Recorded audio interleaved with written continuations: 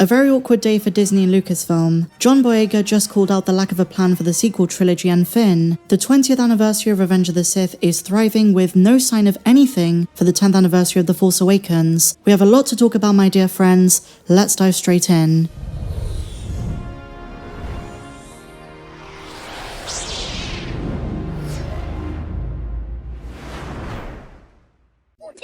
Hello my dear friends, and welcome back to another video. So today is quite a big one. I'm going to be covering a couple of pressing Star Wars news updates as I usually do, but I also want to use this opportunity to answer a few questions that I've received from you guys. So let's dive straight in. We are now in the middle of August, and 2025 has been a pretty interesting year for the franchise. Andor Season 2, of course, captivated the fandom, the end of the High Republic, and that received, I guess, mixed reactions. But new releases aside, one of Lucasfilm's biggest initiatives has been the 20th anniversary of Revenge of the Sith. Not only was the movie's re-release a box office hit, but fans can't seem to get enough, and it goes back to what I've been talking about with this so-called prequel trilogy resurgence. Even the merch has been flying off the shelves. There's a Comic-Con exclusive Obi-Wan and Anakin coming soon, and even though it's overpriced, it's already sold out. Hasbro also released a 20th anniversary line of Black Series figures, using the original Episode 3 packaging, like the figures that released back in 2005, and those have been a hit. The prequels might have been hated back in the day, but in the 2020s the ratio has shifted, and prequel-era characters are dominating the franchise, even in projects that take place further down the line. Look how excited fans are for more Anakin in Ahsoka Season 2.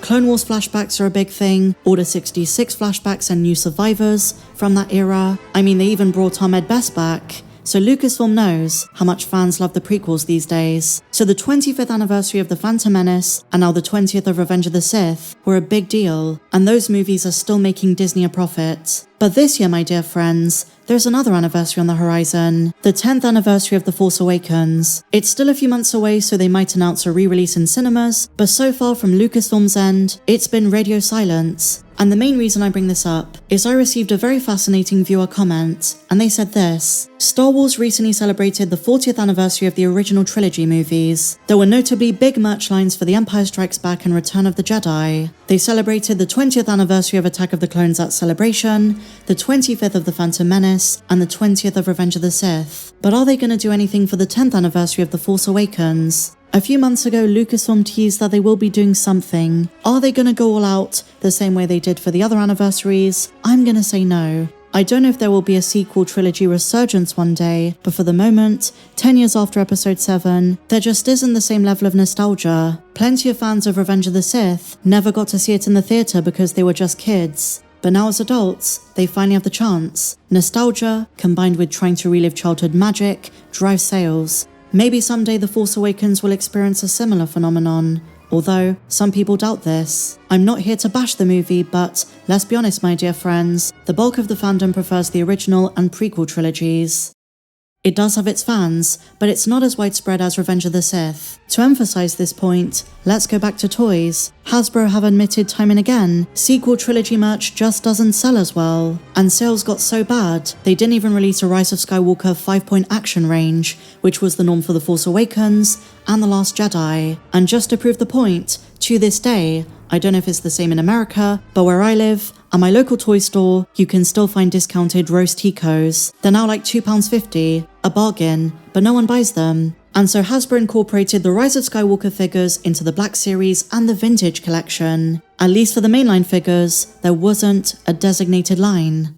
And you might say, well, that's just an anecdote, that's just toy sales, surely it doesn't mean anything. Well, I think it does. There's a reason LEGO and Hasbro still release prequel trilogy merch. The small starfighter sets, the clone battle packs, those things sell, but they haven't done anything new with the sequel trilogy in quite some time. So what I'm trying to say, with the example of merch and demand, is I wouldn't be surprised in a more general sense if Lucasfilm doesn't do as much for the 10th anniversary of Episode 7. If the movie does re-release in cinemas, I'd be very curious to see the box office. They did do something similar in the UK in 2024, alongside The Phantom Menace's 25th. They released the entire saga. There was quite a lot of interest for The Last Jedi, but in terms of screenings for The Force Awakens and The Rise of Skywalker, they were noticeably emptier than the ones for episodes 1 to 6. No judgment, I was there. That's what I noticed. So to answer the question, are they going to do something special? I really don't know. But so far, the big profitable anniversary of the year has been Revenge of the Sith. But remember, my friends, it's still very early days. Just like for The Phantom Menace and Revenge of the Sith, there is going to be a standalone Star Wars Insider edition for the 10th anniversary.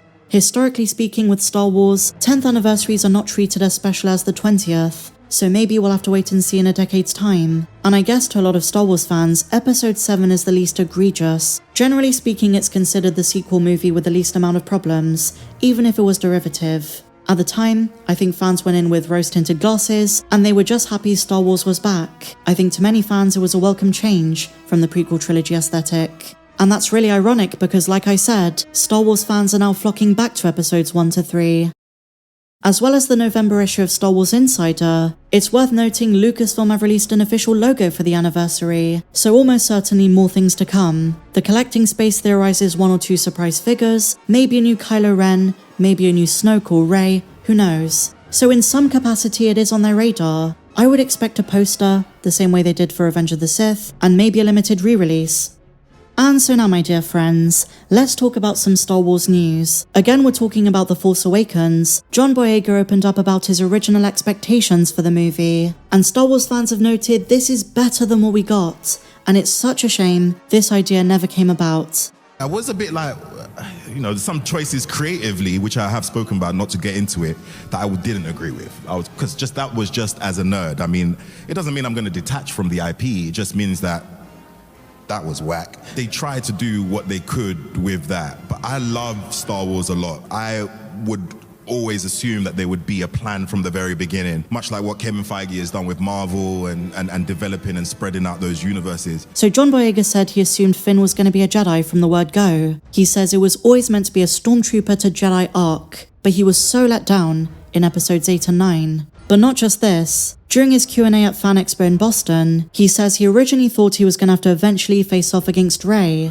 He thought they were both going to be Jedi, but that they were going to clash. He says he thought it was going to be like Obi-Wan versus Darth Vader. 2 former friends, 2 people who were close, who then diverged. John says he thought that Finn was going to be Force sensitive from the first time he read the script. He was so certain he knew what J.J. Abrams was planning. He says, quote, "I thought they were planning dual Jedi. I thought they were gonna Obi-Wan and Vader us. That Finn was gonna turn against Rey, or Rey against Finn, or something along those lines." And John has been back and forth between praising Disney, criticizing Disney, and as an audience I think we're left very confused. Is he gonna return in the Rey movie? Is he done with Star Wars? We don't know. He does admit though he's still a massive fan of the franchise. He still watches the Disney Plus shows, he's in tune with Star Wars lore, he keeps up with the news, and so it might just be from a fan perspective. But we know John was disappointed post episode 9. And he also goes on to criticize jet troopers in The Rise of Skywalker. He said he was the one correcting things on set. In the scene, the comic relief scene where Poe says, "They fly now," John says he remembers thinking, "They've had jet troopers for years.